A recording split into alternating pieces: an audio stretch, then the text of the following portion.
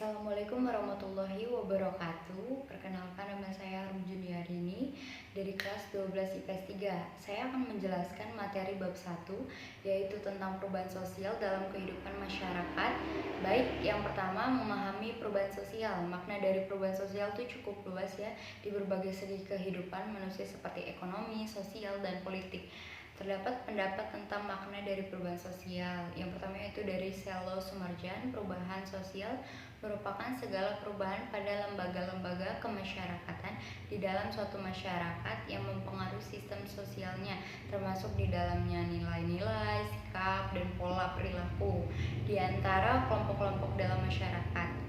Yang kedua itu dari Emil Durkheim, dan yang ketiga dari Max Weber. Dan masih banyak lagi tokoh yang berpendapat. Nah, perubahan sosial dapat berupa progres dan regres. Kemajuan atau progres yaitu proses pembangunan masyarakat ke arah yang lebih baik. Nah, kalau regres yaitu sebaliknya berupa kemunduran. Selanjutnya bentuk-bentuk perubahan sosial yaitu perubahan kecil dan perubahan besar, perubahan yang direncanakan dan yang tidak direncanakan, perubahan cepat dan perubahan lambat, perubahan struktural dan perubahan proses. Selanjutnya faktor penghambat dan selanjutnya faktor penyebab perubahan sosial yaitu ada faktor internal dan eksternal.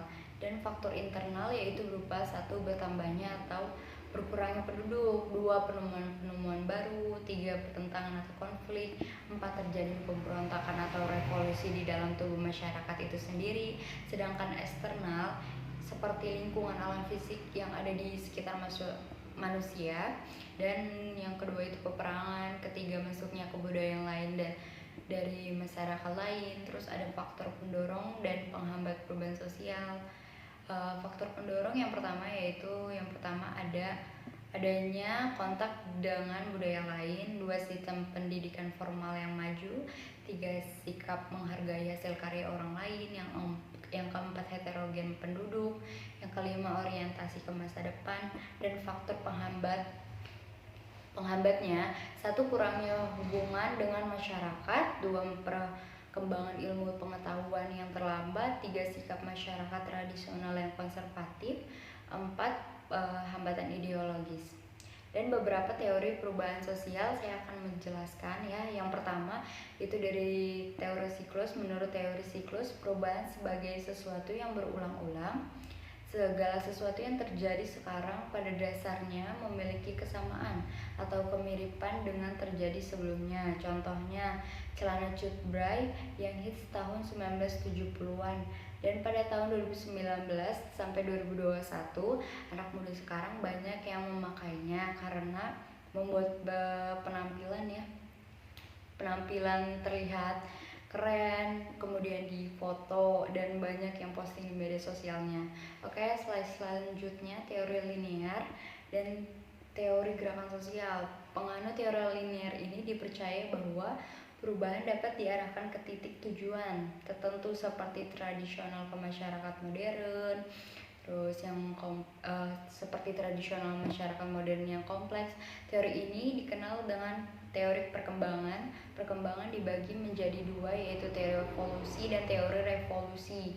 Dan teori gerakan sosial berdasarkan teori ini, ketidakpuasan terhadap kondisi tertentu yang ada dalam masyarakat ada kalanya menimbulkan gerakan sosial di mana sejumlah besar orang mengorganisasikan diri untuk memperjuangkan perubahan. Selanjutnya dampak perubahan sosial, dampak positifnya yaitu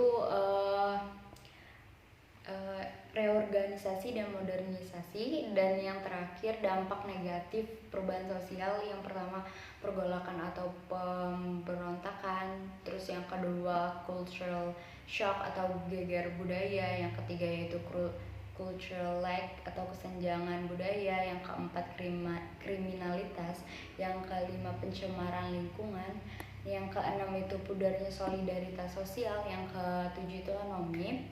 Nah, itu dia pembahasan materi bab 1.